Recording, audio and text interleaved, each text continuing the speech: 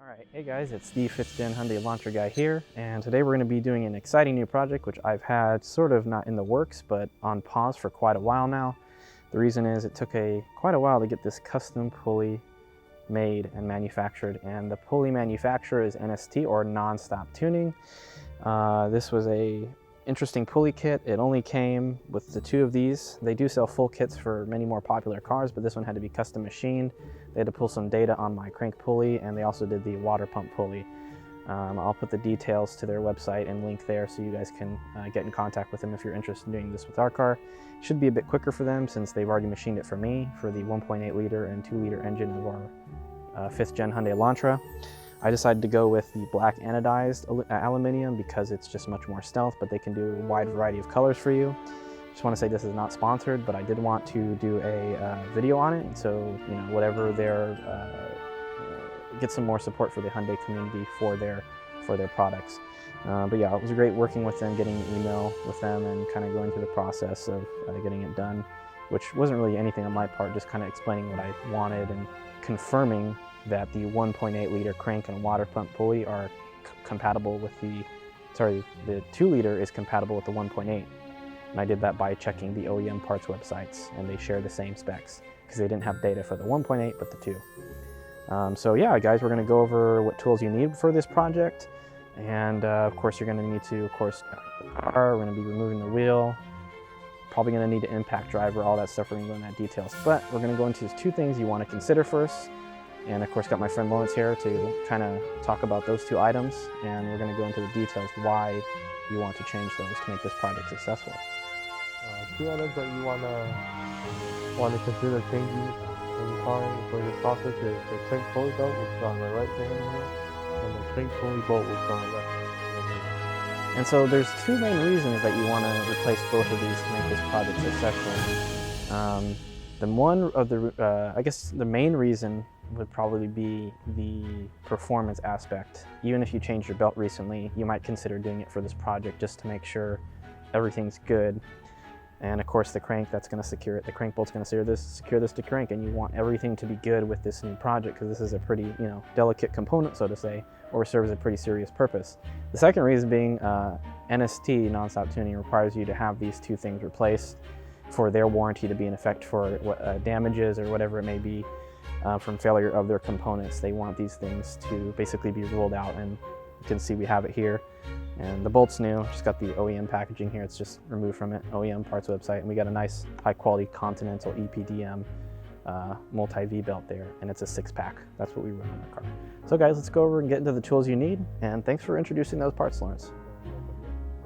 Alright guys, some tools we're going to go over that we're going to need. You're going to want a socket set for getting out the crank pulley cover. I believe it uses a 10mm and then an extension to go up to it. Some instructions for torque specs and doing crank pulley removal, which is actually part of the timing repair removal procedure that I will link in the description from HE manual. This is going to be what we use to hold the pulley, maybe for removal, but most likely we'll only need this for installation. An impact driver, and the bolt itself will come off with a 7/8, and that's what I have in my kit that fits.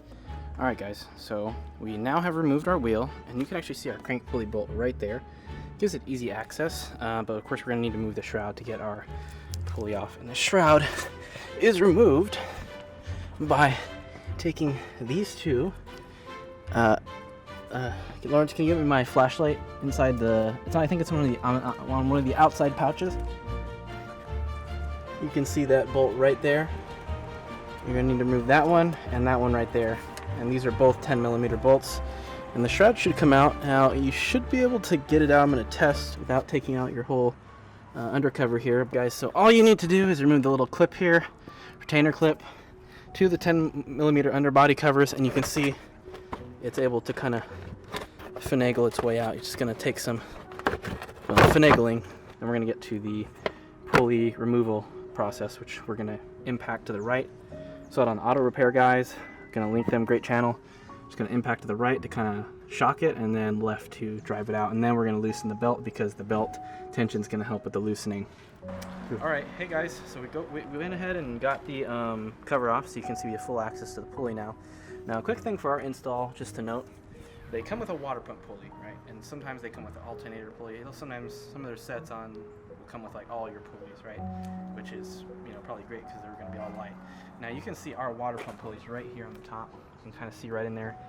And it already has like holes. You can see it right there drilled into it, and it's already pretty thin and lightweight. So in order to get that one, auto repair guys, they show you have to like lift up the engine, and because to clear the little, I think this is your brake booster or AC line here, and it's just too much trouble. So even though they made this, I'm sure the other one's aluminum, or if it's steel, it's still lightweight and thin. I'm assuming the weight savings on it is not going to be very much, almost the same amount of holes. So as I'm just going to say, it's not worth it because I don't want to jack up the engine and then take off the mount and all that. So it's not worth it. So we're just going to be doing the crank. Maybe they'll be able to give me some discount for this, and also the fact that I'm making a video on it, because there aren't many videos for NST stuff. But yeah, or like some, what do you call that, reimbursement. Yeah, guys, we're going to go ahead and do the loosening here. And we're going to try it this way first, the auto repair guy shows, which of course get your eye protection. I'm going to get my light too, so you guys can see the light, so you guys can see. Now, we haven't loosened our belt yet, and we want the belt so that we have tension and torque so that we can take this off. Now, what's interesting about it is when we put it back on, we're not going to have the belt because we're going to already have changed out our belt. And this belt also might have had some slippage issue already because I've had oil problems, because you guys know I tried doing an oil cooler. You can actually see the vents of it through here. Might revive that project some other day, but for now, not really necessary because my oil temps are already pretty low. As you can kind of see right in here if you go down. On my filter, that little aluminum finning is just an oil filter cooler, which with the OEM swoop that kind of guides air into there, it keeps my oil pretty low. Do you see the silver right there? A little silver there. It's kind of hard to see it, but it's the little past the oil pan there, just right in the middle of the oil filter, and it has a little cooler attachment on it to help with cooling. I haven't actually taken the car to the track yet, so when we do that, we'll know the oil temps. And we'll see if that's actually necessary. But yeah, guys, we're going to go ahead and get the impact driver here. We're going to put on the tight setting to kind of shock it. I think I'm going to put on 2 for that. And once we get the bolt loose and broken, then we'll be able to take off our belt, loosen the belt tension, and do the pulley. So got it on here, and you guys can see. Just going to hit it a few times like that. And now we're going to in the neighborhood here, so we're not going to use that anymore. We're going to use this now. So that is very loud, and it looked like it loosened it barely. So we're going to do it the old-fashioned way with a breaker bar, and hopefully this doesn't rotate the engine. Oh, it is. Okay, we don't want that. We do not want to rotate the engine. Rotate the engine? Yeah, you see how it's rotating? Not really. You didn't see it? No, I didn't see it for a split second. It was rotating. Oh, okay. What's that little gouge in there from? What the heck? Gouging? There's like a little gouge. I'm going to link it in the description, but in the video, there's from Auto Repair Live, they have a specific way of doing it. You're going to want to loosen this right here, which is your sort of alternator lock bolt. Let me get my light so you can see, get some more light in there. This is actually what secures it kind of to your frame or to the block. Then we have a bolt right here, which you're going to want to loosen, which is the sort of locking mechanism bolt, which lets this travel. And then you have the upward downward travel of this, which is this bolt right here. So you have a 12, 12, and a 14. And basically you're going to do that, and you can see the belt's already gotten loose. So you guys can like see the final steps here, but we're going to just keep loosening this until you guys can see the alternator. See it? See how the alternator is dropping? You see how the belt's getting looser and looser? And then we just want to keep doing that until we can kind of pull it off here.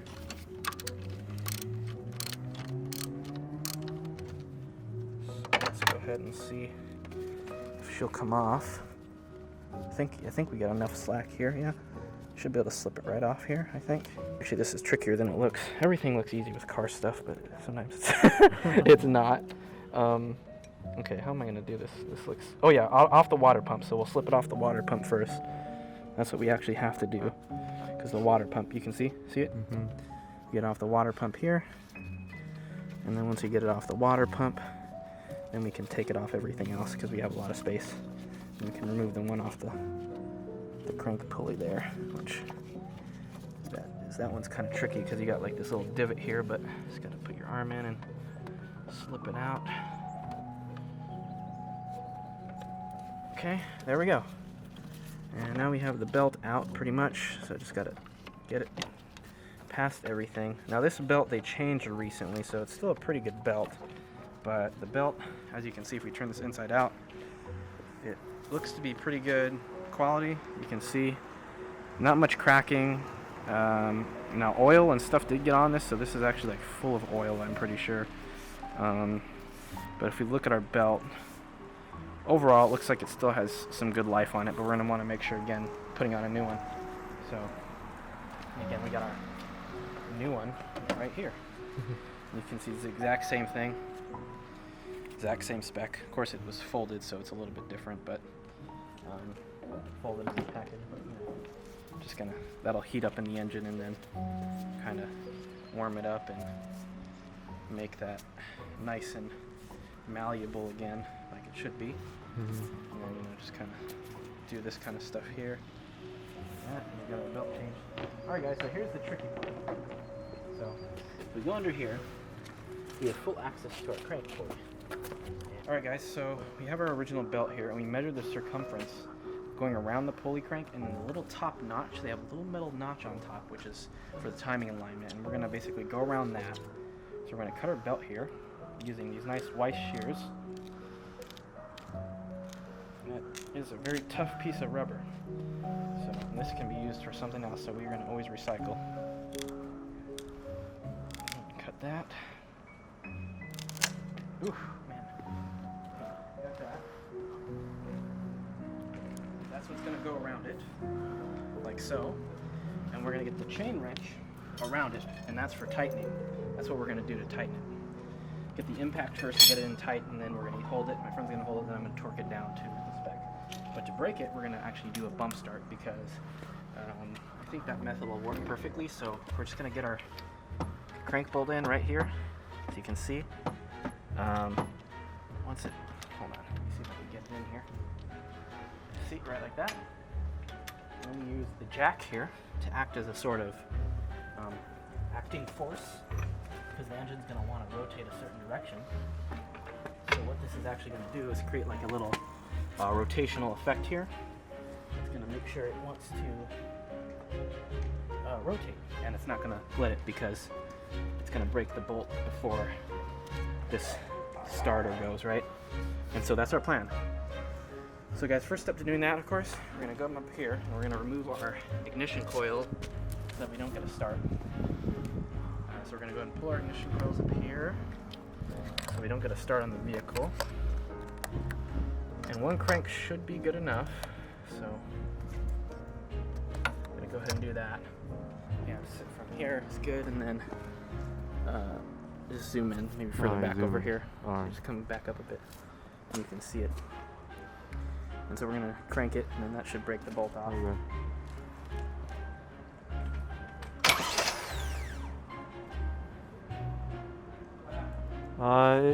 It moved clockwise. You saw it? Yeah, I saw it move twice or 3 times. So did it break? I think so, yeah. Did it break? I don't know. Oh, it did. So it broke. So you guys can see our crank pulley bolts are removed now.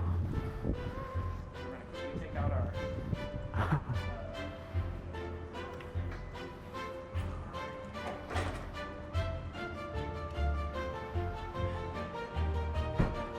Okay guys, so that method works great. We have to be delicate, of course, because this is aluminum, so we're going to be extra careful when we do the chain method here, but we're going to go ahead and take this out now. You can see, look at that. Look how strong this crank of an engine is. Yeah. Look at that. It took this thing out like it was nothing. And of course, here's the old bolt. Of course, they want a new one, so we'll use exactly identical. Just to show you guys, this is OEM. This is going to be my proof as well. Because there is a warranty issue. I do want my help. Again, I told you guys we're not in the water.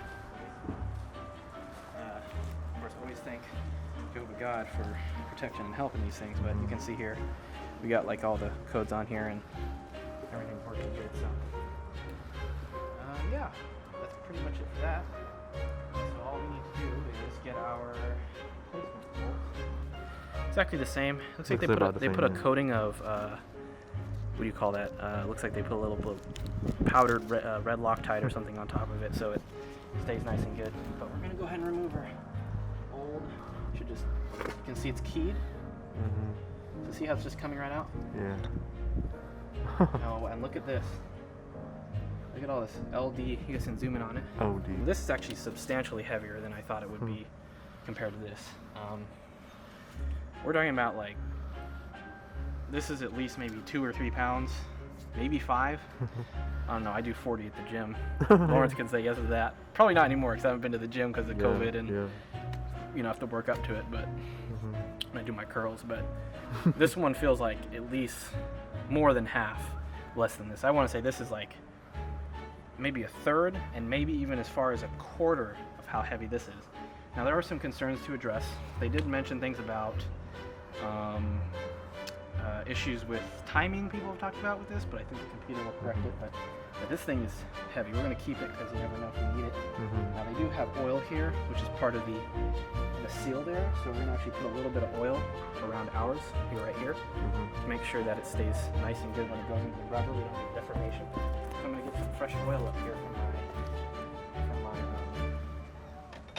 my car. I'm going to put some new gloves on. I'm going to get some oil put around or touch the crankshaft seal. So it's got some significant weight savings on that, and I'm actually really pleased because I was actually thinking it wouldn't be that much. You know, even though the price for the custom setup wasn't as much as I would want to pay for this, especially because I'm using one less part that I paid for. Of course I can use it, but I don't think it would make that much of a difference. This should make a difference for sure, because yeah, this thing's light, guys. So we're gonna get our oil. I recently changed the oil, so everything in here is pretty much fresh. It's nice and clean, and so I'm just gonna get this down here and kind of get it on my glove, just like that. That way I can see that. Just put it around here, and that's gonna make sure this doesn't have any issues seating into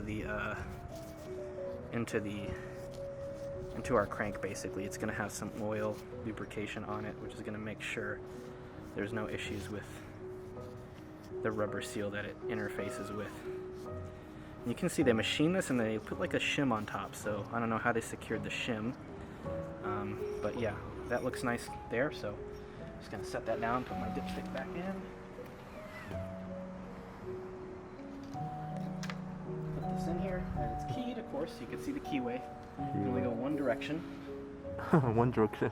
And we'll just go ahead and carefully sit that in there. Just like that. And it's in. So you can see our new bolt is now interfaced completely with the crank. Or sorry, new crank pulley. Now we're going to go ahead and start putting this in here. And we're going to tighten it by hand. Then we're going to torque it with the impact, which won't rotate the crank. And carefully get that in there. There we go. It's going in. Of course, make sure no one is starting the car or doing anything like that, because, yeah, it'd be bad. So we're going to go ahead. So thank Jehovah that worked out.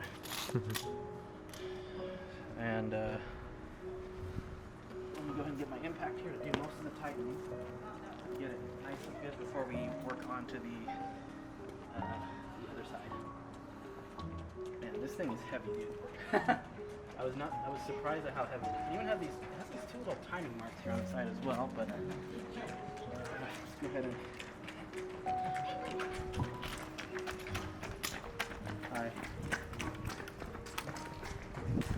so we'll wait for them to pass because we don't want them to get scared by that noise because it's pretty loud. Yeah, it's pretty loud.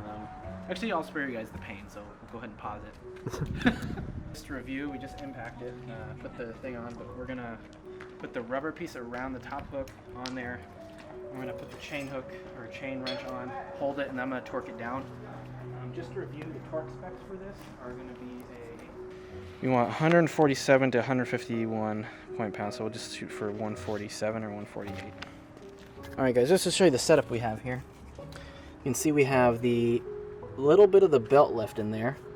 that we cut custom. Sorry, this isn't focusing too good. It's because the set to face focus, and we are on top of the notch there. See, because if we try to use the chain, it wouldn't sit correctly over the full width or breadth of the pulley because of that little timing notch. So we have the belt and that on top of there, have this locked in here, and I'll put the model I have in so you guys know you want it on the very last notch there.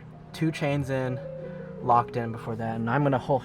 See, this is right here for my friend, and he has good grip on this, and he's basically gonna be putting down. He's gonna be rotating down like this, pushing down this way, because I'm gonna want to rotate this way to tighten, and by him rotating the opposite way, it's gonna basically act like a tightening, right?